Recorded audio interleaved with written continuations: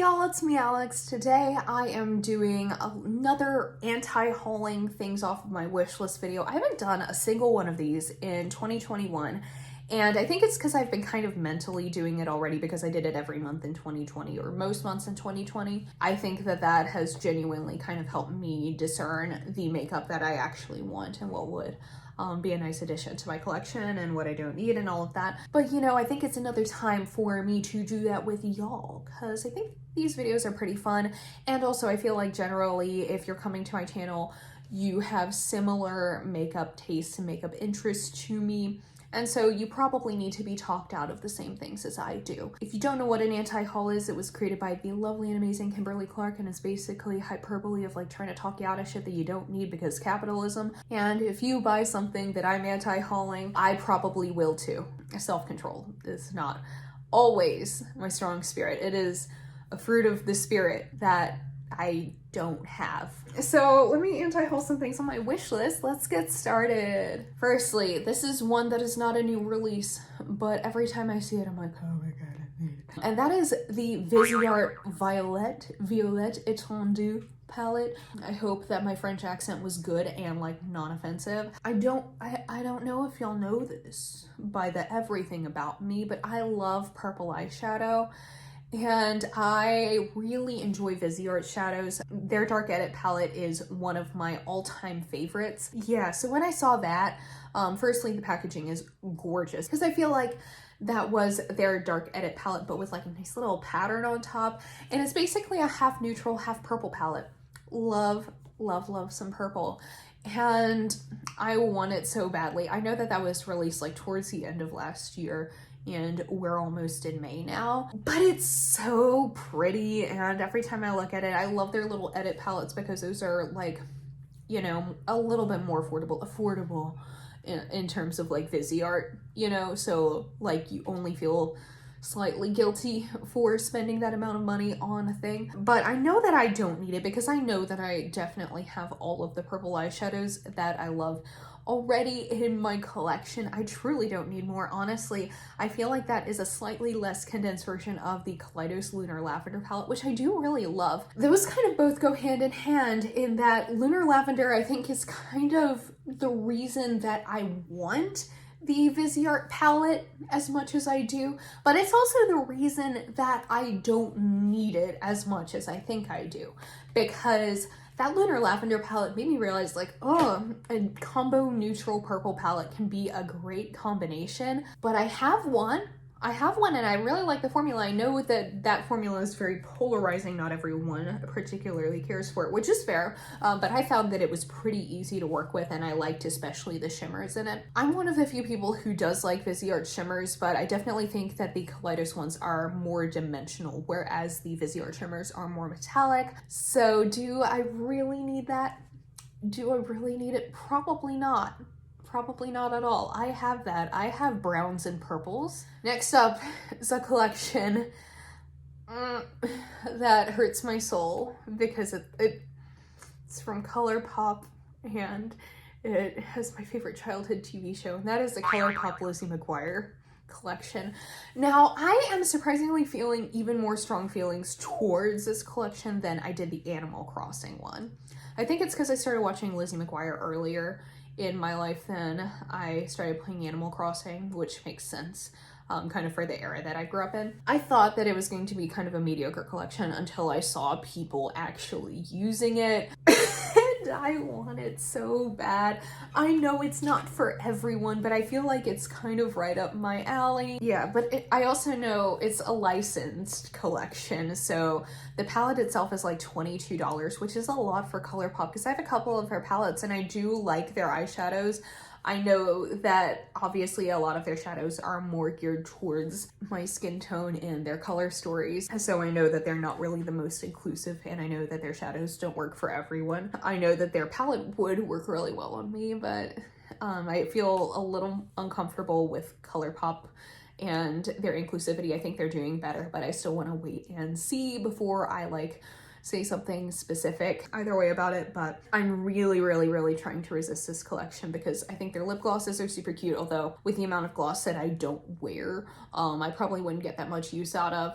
And aside from like the eyeshadow palette, because I would never wear those blushes. I do not like cool tone pink blushes on myself. That is not at all something that's flattering on me. And then they have their glitters, which I am also not going to use. So it's literally just their eyeshadow palette. I probably have all of those shades in my collection already if I went through enough of my palettes. If y'all would actually like to see me do a video duping the vibes of that, I can do it.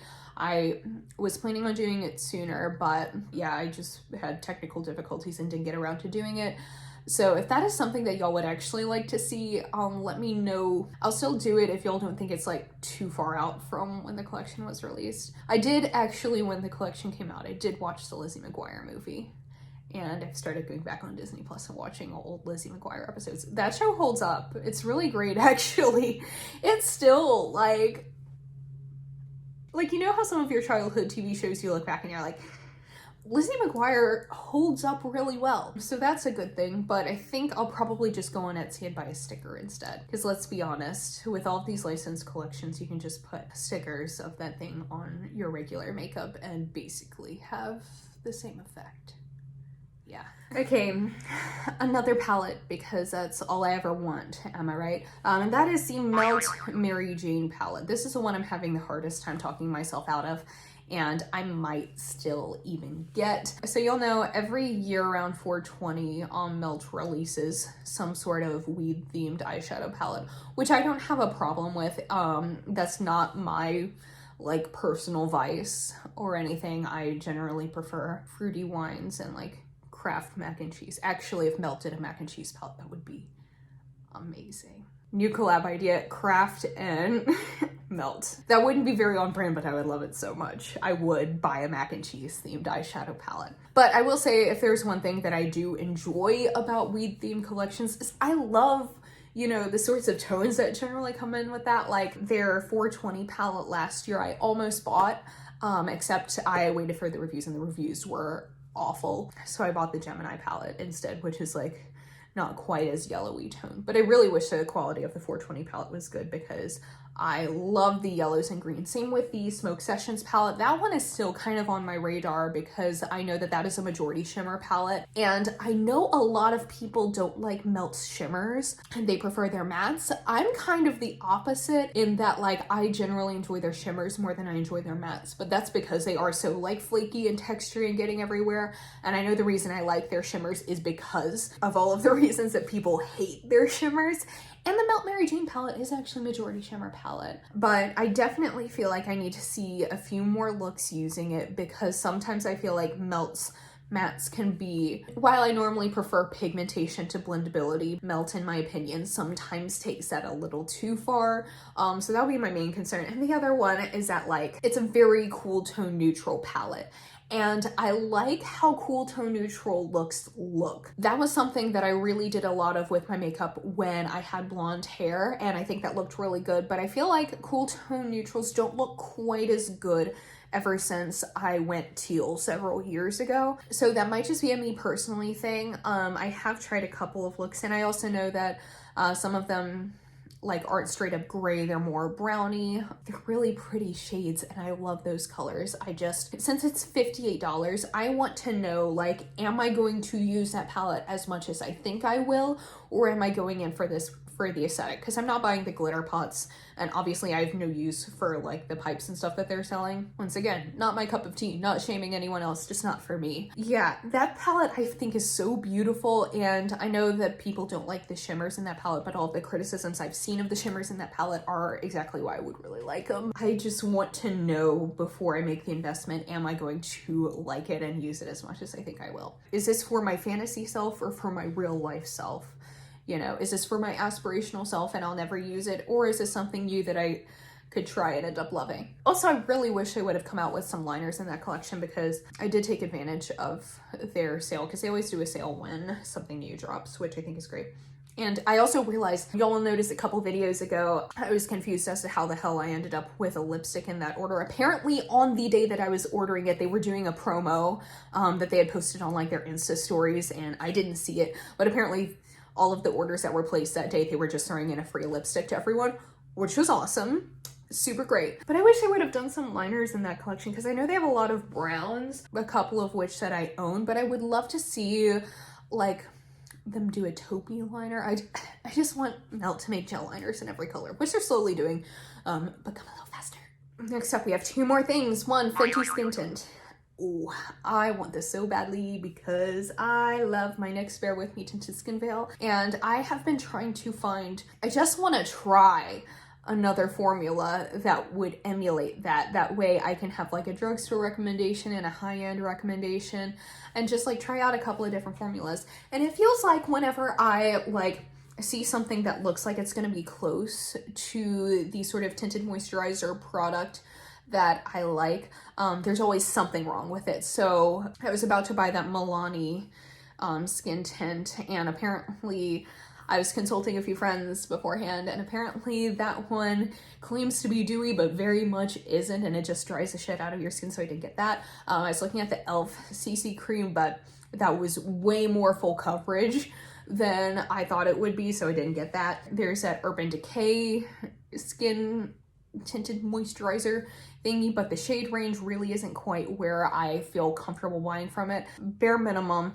I'm going to have to wait on this because currently my shade is out of stock at Sephora, and I also have a little bit of trouble determining what my shade would be. I feel like their range is actually really good, so I feel like it kind of hits all of my bars for what I would want in a tinted moisturizer in terms of like shade range, finish, coverage level, all of that. So I don't think any of that's going to be an issue.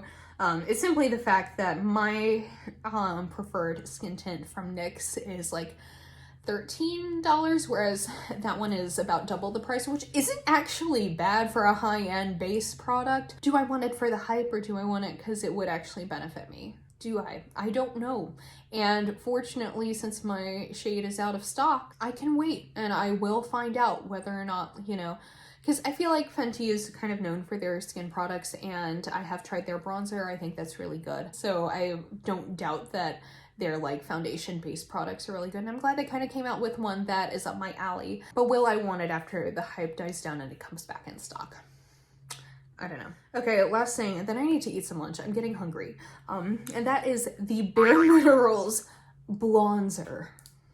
Now this is so incredibly cheesy for me to want. It's not like, you know, hyped or anything like that, but I saw it on like Trend Mood or something, and it's a combination blush and bronzer, and I really actually like products like that because I feel like all of my skills makeup wise are in like this region, and my base and my like contour, bronzer, blush, highlight, I like to make that as absolutely simple as possible because I don't have the same skills there, and it's also just not something I enjoy as much as that.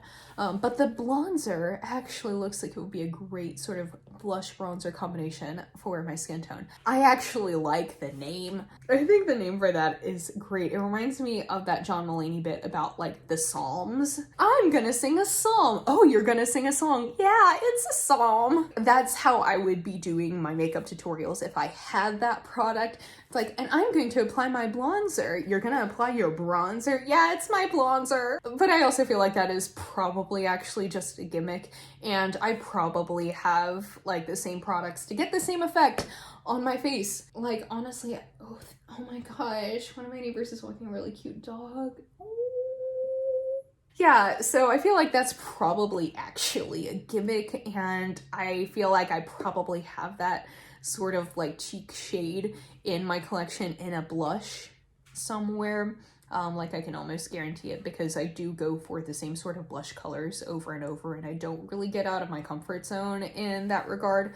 So I probably have at least 2 or 3 shades that are similar to that because I like it, therefore I definitely already own it. I would be getting it for the name. And I do actually really like Bare Minerals. I feel like Bare Minerals doesn't get all of the love that it deserves, but I've never had anything from Bare Minerals that I've hated. I know that if I owned it, I wouldn't hate it. I would probably use it a lot actually, but given that I already have it in my collection, definitely between all of the blushes that I own, I do not need to spend more money on something that I already have. Okay, so that is it for this video. Let me know down below what you are trying to talk yourself out of this month, because chances are I might need to be talked out of it a little bit too. I hope you enjoyed this. I'm gonna try and bring the series back on a little bit more of a regular basis. Perhaps not every month like I did last year, you know, definitely on an as needed basis, because let's be honest, we all need to be talked out of purchases sometimes. Okay, so that's it. Thank you so much for watching. Give it a thumbs up if you liked it, and subscribe if you want to see more videos from me, and I will see y'all in my next one. I hope y'all have a wonderful day. Bye!